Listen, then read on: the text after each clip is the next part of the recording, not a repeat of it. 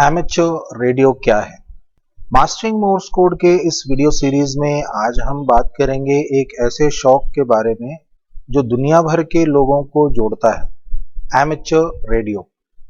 इस वीडियो में हम जानेंगे कि एमेच्योर रेडियो क्या है, कौन इसमें शामिल होता है और इस हॉबी को इतना पसंद क्यों किया जाता है। हेलो दोस्तों, मैं हूं Yunus Shaikh, ex radio operator, grade 1 central reserve police force, और अपने 21 साल के अनुभव के साथ मैं हाजिर हूं अपने एक्सपीरियंसेस आपके साथ शेयर करने के लिए। एमेच्योर रेडियो या हैम रेडियो जैसे लोग इसे जानते हैं, एक ऐसा शौक है जिसमें दुनिया भर के लोग अपने रेडियो और उनके स्किल्स का इस्तेमाल करके एक दूसरे से संपर्क में रहते हैं। ये एमेच्योर रेडियो ऑपरेटर्स या हैम्स, जैसा कि उन्हें जानते हैं, लोग हैं जो रेडियो कम्युनिकेशन के पीछे की साइंस में रुचि रखते हैं। उन्हें अपने सरकार द्वारा दी गई लाइसेंस होती है जो उन्हें निर्धारित रेडियो फ्रीक्वेंसीज पर काम करने की अनुमति देती है। एमेच्योर रेडियो के शौकीन हर समुदाय से हैं, चाहे आप एक स्टूडेंट हो, बिजनेसमैन, एक साइंटिस्ट, इंजीनियर, एक फिल्म स्टार, पॉलिटिशियन या फिर एक किंग, आपको इस समुदाय में अपना स्थान मिल सकता है। एमेच्योर रेडियो सच में किसी भी बैकग्राउंड और रुचि के व्यक्ति के लिए जगह बनाता है।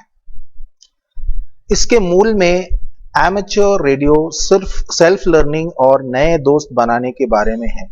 ऑपरेटर्स लगातार रेडियो टेक्नोलॉजी, प्रोपोगेशन, एंटेना और कम्युनिकेशन प्रोटोकॉल्स के बारे में सीखते हैं। वे भी अपने साथी शौकीनों से मीनिंगफुल रिश्ते बनाते हैं, अनुभव, ज्ञान और रेडियो कम्युनिकेशन के लिए एक पैशन को बांटने में। एमेच्योर रेडियो एक शौक है जो लोगों को एक साथ लाता है, भौगोलिक, सांस्कृतिक और सामाजिक सीमाओं के को पार करके। ये एक प्लेटफॉर्म है सीखने, बांटने और लोगों से जुड़ने का, जो रेडियो कम्युनिकेशन के लिए एक प्रेम रखते हैं। चाहे आप एक अनुभवी ऑपरेटर हों या कोई नए शौकीन, एमेच्योर रेडियो की दुनिया में हमेशा कुछ नया एक्सप्लोर करने और कोई नया मिलने की संभावना होती है। एमेच्योर रेडियो क्या नहीं है? एमेच्योर रेडियो एक पैसे कमाने का शौक नहीं है। एमेच्योर्स ज्ञान और स्किल्स सभी के लिए मुफ्त है और ये पैसे के लिए काम नहीं करते। एमेच्योर्स सिर्फ अपनी रुचि और रेडियो कम्युनिकेशन के स्किल्स को बढ़ाने के लिए काम करते हैं। एमेच्योर रेडियो डिजास्टर जोन्स में वॉकी टॉकी लेकर जाने का शौक नहीं है। हाँ, इमरजेंसी में एमेच्योर्स अपनी सेवाएं प्रदान करते हैं, लेकिन ये शौक रेडियो स्किल्स को सीखने और उन्हें बेहतर बनाने का है, ताकि अगर कभी जरूरत पड़े तो हम उन्हें बेहतर तरीके से इस्तेमाल कर सकें। एमेच्योर रेडियो पब्लिक को ब्रॉडकास्ट करने का शौक नहीं है। एमेच्योर म्यूजिक या अपने लोकल एफएम रेडियो स्टेशन की तरह ब्रॉडकास्ट नहीं करते। एमेच्योर रेडियो किसी एक चीज पर स्पेसिफिक नहीं है, ये बहुत सारी चीजों में माहिर है। देखते हैं कुछ famous radio amateurs. Rajiv Gandhi, ex prime minister of India, जिनका कॉल साइन रहा है Victor Uniform 2 Romeo Golf. King Hussein, King of Jordan, जिनका कॉल साइन था जूलियट यांकी 1। मार्लन ब्रांडो, एक अमेरिकन फिल्म एक्टर, जिनका कॉल साइन रहा है Foxtrot Oscar 5 Golf Juliet. Kamal Hasan, Indian film actor, जिनका कॉल साइन रहा है Victor Uniform 2 Hotel Alpha Sierra. Doctor Joseph Taylor junior, जो कि discovery of new kind of pulsar के बानी रहे हैं, Kilo 1 Juliet Tango. George A Smith, discovery of CCD, जिनका कॉल साइन है अल्फा अल्फा 2 इको जूलियट।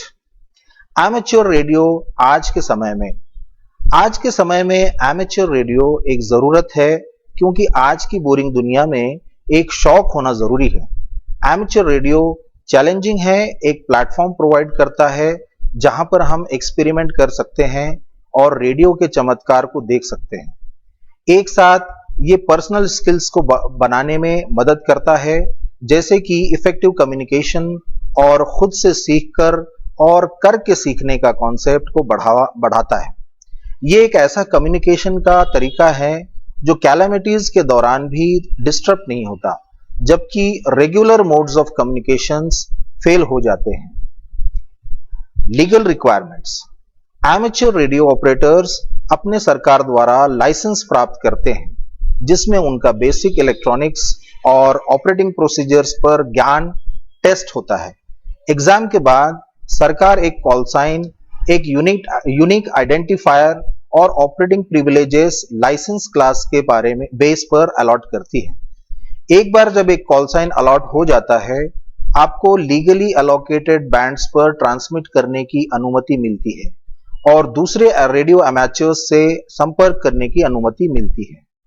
वो चीजें जो रेडियो अमेचर्स ऑन एयर करते हैं। रेडियो अमेचर्स ऑन एयर कुछ अलग अलग एक्टिविटीज करते हैं, जैसे कि कन्वर्सेशंस, दूसरे रेडियो अमेचर्स के साथ बातचीत करना, जिससे हमें नए दोस्त मिलते हैं और नए एक्सपीरियंसेस मिलती हैं। एमेच्योर रेडियो एक ऐसी हॉबी है जिसमें कई तरह की एक्टिविटीज होती हैं और हर कोई इवेंचुअली अपने इंटरेस्ट के अकॉर्डिंग कुछ ना कुछ एक्सप्लोर करता है। दुनिया भर में एचएफ कम्युनिकेशन यानी कि हाई फ्रीक्वेंसी आयोनोस्फीयर का इस्तेमाल करके रेडियो सिग्नल्स को बाउंस करके radio amateurs high frequency radio waves यानी कि शॉर्ट वेव के इस्तेमाल से एक दूसरे से बात कर सकते हैं। होम ब्रोइंग एक शब्द है जो एमेचर्स यूज करते हैं जब वो इलेक्ट्रॉनिक्स और एंटेनाज को घर पर जीरो से बनाते हैं, क्योंकि एक्सपेरिमेंटेशन इस हॉबी का कोर है। कई एमेच्योर रेडियो ऑपरेटर्स अपने रेडियोज, एंटेनाज और दूसरे एक्सेसरीज को खुद बनाकर एंजॉय करते हैं। डीएक्सिंग शब्द का मतलब है डिस्टेंस अननोन। डीएक्सिंग एक चैलेंज है जिसमें हम एक वीक सिग्नल को चेज करते हैं जो एक दूर स्टेशन से आता है। डीएक्स कोई भी देश हो सकता है, जैसे कि किरिबाती, या फिर एक remote research station Arctic circle में, या फिर एक रिमोट सैटेलाइट जो अर्थ के चारों तरफ ऑर्बिट करता है, जैसे कि Republic of Nauru, south Pacific से एक क्यूएसएल कार्ड। क्यूएसएल कार्ड एक तरह का पोस्ट कार्ड होता है जो हमारे रेडियो कम्युनिकेशन के लिए यूज होता है। जब हम किसी और रेडियो ऑपरेटर से कांटेक्ट करते हैं तो हम उनसे एक क्यूएसएल कार्ड मांगते हैं। इसमें हमारे कम्युनिकेशन का रिकॉर्ड होता है, जैसे डेट, टाइम और फ्रीक्वेंसी। ये एक तरह का प्रूफ होता है कि हमने किसी और से कांटेक्ट किया था। हम क्यूएसएल कार्ड कलेक्ट करके अपने रेडियो कम्युनिकेशन के अचीवमेंट्स को रिकॉर्ड कर सकते हैं। स्कार्बरफ रीफ, साउथ चाइना सी से डीएक्सिंग। कंटेस्टिंग एक रेडियो स्पोर्ट है जिसमें मुख्य उद्देश्य एक दिए गए समय में ज्यादा से ज्यादा स्टेशन से संपर्क करना होता है। बहुत सारे कॉन्टेस्ट्स होते हैं जो अलग अलग इंटरेस्ट्स को कैटर करते हैं और अलग अलग रूल्स और स्कोरिंग सिस्टम्स के साथ होते हैं। कंटेस्टिंग अक्सर एक स्टेशन के टेक्निकल डेफिशिएंसीज को ऑपरेटिंग टेक्निक्स और स्किल्स के साथ बैलेंस करना होता है और ये चैलेंजिंग होता है, जैसे कि योटा कॉन्टेस्ट को ऑपरेट करना। योटा यानी कि youngsters on the air. YOTA contest एक इंटरनेशनल हैम रेडियो कॉन्टेस्ट है जो हर साल जुलाई में होता है। ये कॉन्टेस्ट हमारे यूथ के लिए होता है और इसमें 20 साल से कम उम्र के लोग पार्टिसिपेट कर सकते हैं। कॉन्टेस्ट में पार्टिसिपेंट्स को अपने रेडियो कम्युनिकेशन स्किल्स को दिखाना होता है। इस कॉन्टेस्ट में पार्टिसिपेंट्स को अपनी कम्युनिकेशन स्किल्स और टेक्निकल नॉलेज को इंप्रूव करने का मौका मिलता है। ये एक अच्छा प्लेटफॉर्म है उन यूथ के लिए जो हैम रेडियो में इंटरेस्ट रखते हैं। एमेच्योर रेडियो डायरेक्शन फाइंडिंग यानी कि एआरडीएफ। एआरडीएफ एक रेडियो स्पोर्ट है जिसमें एक छुपा हुआ ट्रांसमीटर ढूंढना होता है जो रेडियोज और डायरेक्शनल एंटेनाज का इस्तेमाल करते हुए होता है। एआरडीएफ एक फन इवेंट है जिसमें आउटडोर स्किल्स जैसे कि मैप रीडिंग और ओरिएंटेरिंग के साथ साथ रेडियो स्किल्स भी होती हैं। ये एक सर्च एंड रेस्क्यू के लिए भी उपकरण का काम करता है। इंटरफेरेंस ढूंढने या फिर वाइल्ड लाइफ को ट्रैक करने के लिए ARDF एक पोर्टेबल एंटेना के साथ एक बेसिक सेटअप ARDF के लिए कंपास, मैप, एक डायरेक्शनल एंटेना और एक portable radio. Satellite communications, radio amateurs dedicated satellites का इस्तेमाल करते हैं जो अर्थ के चारों तरफ ऑर्बिट करते हैं एक दूसरे से कम्युनिकेट करने के लिए। इन सैटेलाइट्स का इस्तेमाल करके वो वास्ट डिस्टेंसेस को रिलायबल तरीके से कम्युनिकेट कर सकते हैं। कुछ लोग अपने खुद के सैटेलाइट्स बनाते हैं जो एमेच्योर रेडियो गियर के साथ होती हैं। एक हैंडहेल्ड रेडियो के साथ एक पिको सैटेलाइट, एक माइक्रो सैटेलाइट जो एमेच्योर रेडियो डाउनलिंक के साथ होता है। पिको सैटेलाइट एक छोटा सा सैटेलाइट होता है जो स्पेस में भेजा जाता है। यह सैटेलाइट अपने छोटे साइज और वेट के कारण पिको सैटेलाइट कहलाया जाता है। पिको सैटेलाइट का साइज टिपिकली 10 to 100 सेंटीमीटर्स होता है और इसका वेट 1 to 10 किलोग्राम्स तक होता है। ये सैटेलाइट्स स्पेस में साइंटिफिक रिसर्च, अर्थ ऑब्जर्वेशन और कम्युनिकेशन के लिए इस्तेमाल होता है। पिको सैटेलाइट को भेजने के लिए रॉकेट का यूज किया जाता है। यह सैटेलाइट हमारे लिए एक इंपॉर्टेंट टूल है स्पेस एक्सप्लोरेशन और साइंटिफिक रिसर्च के लिए। इस मामले में QO100 जियो स्टेशनरी सैटेलाइट के लिए सैटेलाइट कम्युनिकेशन एंटेनाज। QO100 एक जियो स्टेशनरी सैटेलाइट है जो हैम रेडियो के लिए इस्तेमाल होता है।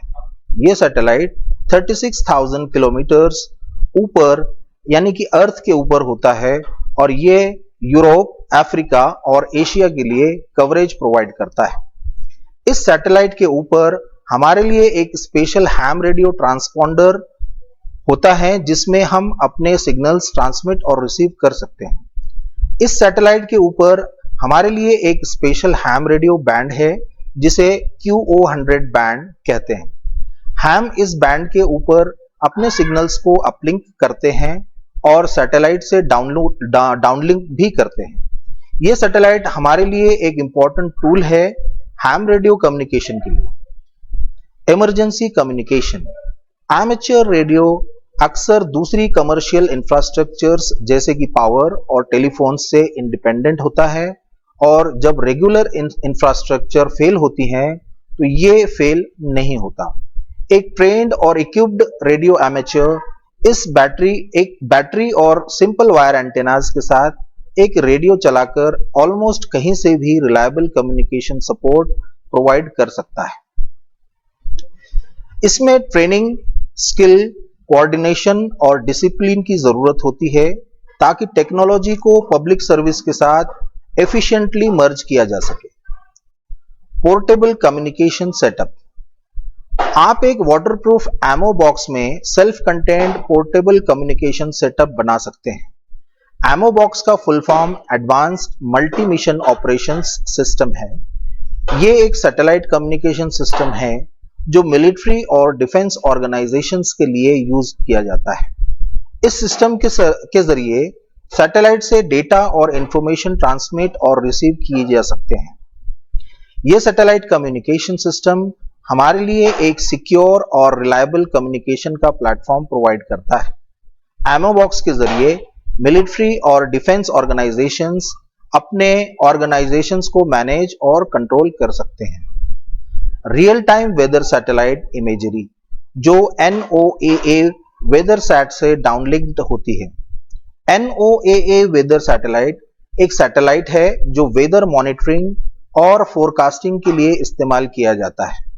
NOAA का full form National Oceanic and Atmospheric Administration है जो यूनाइटेड स्टेट्स को वेदर और क्लाइमेट को स्टडी करने के लिए बनाया गया है। NOAA वेदर सैटेलाइट्स अर्थ के एटमॉस्फेयर के अपर लेयर्स में वेदर कंडीशंस को मॉनिटर करते हैं। इन सैटेलाइट्स के जरिए साइंटिस्ट्स और मीटियोरोलॉजिस्ट्स वेदर पैटर्न्स को ट्रैक करते हैं जैसे कि साइक्लोन्स, हुरिकेन्स और स्टॉर्म्स। इन सैटेलाइट्स के जरिए एक्यूरेट वेदर फोरकास्ट्स और वार्निंग्स दी जा सकती हैं जो पब्लिक सेफ्टी के लिए इंपॉर्टेंट होती हैं। गैरेज में एक इमरजेंसी कम्युनिकेशन बेस स्टेशन, जहां कार बैटरीज को इमरजेंसी पावर के लिए आसानी से एक्सेस किया जा सकता है। Talk to the ISS, international space station, जो कि अर्थ के चारों तरफ ऑर्बिट करती है, उसमें भी एक एमेच्योर रेडियो शैक होता है। ISS को विजिट करने वाले एस्ट्रोनॉट्स अक्सर लाइसेंस्ड रेडियो एमेच्योर्स होते हैं और अपने रेडियोज का इस्तेमाल करके अर्थ के साथ बातचीत करते हैं। ISS स्पेशल इवेंट्स के दौरान इमेजेस भेजते हैं। सक्सेसफुल अटेम्प्ट्स को सर्टिफिकेट्स से अवार्ड किया जाता है। पोर्टेबल ऑपरेशन, क्योंकि amateur radio equipment commercial power के बिना भी फंक्शन कर सकते हैं, इसलिए वो आसानी से आउटडोर और रिमोट लोकेशंस में सेटअप किए जा सकते हैं। कई लोग अपने रेडियोज को हिल्स पर ट्रेक करने या फिर पार्क में वॉक करते वक्त भी ले जा सकते हैं।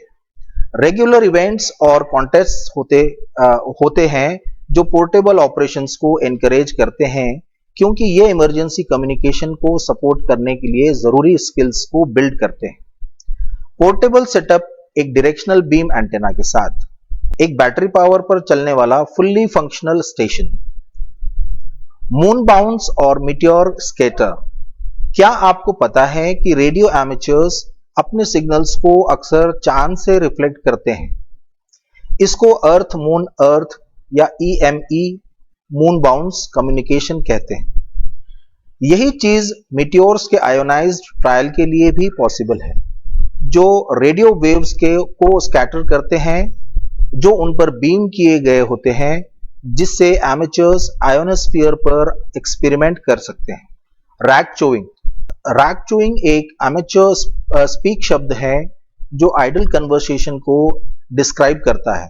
हाँ, टेक्निकल नेचर की बातें कॉमन होती हैं ऑन एयर, लेकिन अक्सर हम लाइट हार्टेड टॉपिक्स जैसे कि फूड रेसिपीज, ट्रैवल एडवाइस और एवरीडे टॉपिक्स सुनते हैं।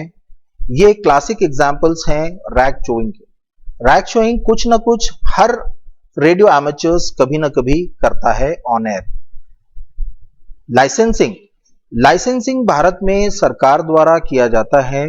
मिनिस्ट्री ऑफ कम्युनिकेशंस और इंफॉर्मेशन टेक्नोलॉजी के वायरलेस प्लानिंग कोऑर्डिनेशन विंग के जरिए दो प्रकार के लाइसेंस दिए जाते हैं, जनरल ग्रेड और रेस्ट्रिक्टेड ग्रेड लाइसेंसेस। दोनों ग्रेड्स के लिए एग्जाम्स के मल्टीपल चॉइस क्वेश्चन टेस्ट होता है, जो basic electronics, radio theory, law और ऑपरेटिंग प्रोसीजर्स को कवर करता है। जनरल ग्रेड एग्जाम्स कैंडिडेट्स को 8 वर्ड्स पर minute Morse code test pass करना होता है। अगर फेल होते हैं तो उन्हें रेस्ट्रिक्टेड ग्रेड लाइसेंस दिया जाता है। मोर्स कोड टेस्ट एक लिसनिंग और सेंडिंग सेक्शंस से मिलता है। कैंडिडेट्स को कम से कम 1 मिनट का error free Morse code copy produce करना होता है टेस्ट पास करने के लिए। प्रॉपर और कंटिन्यूअस ट्रेनिंग के साथ ये स्ट्रेस फ्री हो जाता है। जब एक कैंडिडेट एग्जाम पास करता है तो वो एक कॉल साइन के लिए अप्लाई करता है और अप्रोप्रिएट लाइसेंसिंग फी यानी कि 2000 रुपये for a life time period पे करना होता है। जब एक कॉल साइन अलॉट हो जाता है तो ये इंडिविजुअल के लिए एक परमानेंट आइडेंटिफायर बन जाता है। ट्रेनिंग क्लासेस, इस वीडियो सीरीज में हम रेडियो थ्योरी का कुछ पार्ट और मोर्स कोड को मास्टर करने के लिए लेसन्स और एक्सरसाइजेस को कवर करेंगे। अगर आप रेडियो थ्योरी, एमेच्योर रेडियो को गवर्न करने वाले लॉ और ऑपरेटिंग प्रोसीजर्स को सीखना चाहते हैं और लाइसेंस प्राप्त करना चाहते हैं तो डिस्क्रिप्शन में दिए गए लिंक पर क्लिक करके कंप्लीट कोर्स को ज्वाइन कर सकते हैं। थ्योरी स्टडी मटेरियल हमारे कोर्स में अवेलेबल है। रेगुलर प्रैक्टिस मोर्स कोड के साथ प्रोफिशिएंसी और फ्लुएंसी लाती है। अगर आपको समझ नहीं आ रहा है तो भी उस पर काम करते रहिए। तो मिलते हैं अगली इंटरेस्टिंग वीडियो में मोर्स कोड के इंट्रोडक्शन के साथ। हमारी वीडियोस को सबसे पहले पाने के लिए चैनल को सब्सक्राइब करना ना भूलें और वीडियो पसंद आई हो तो लाइक शेयर भी जरूर कर दें। धन्यवाद।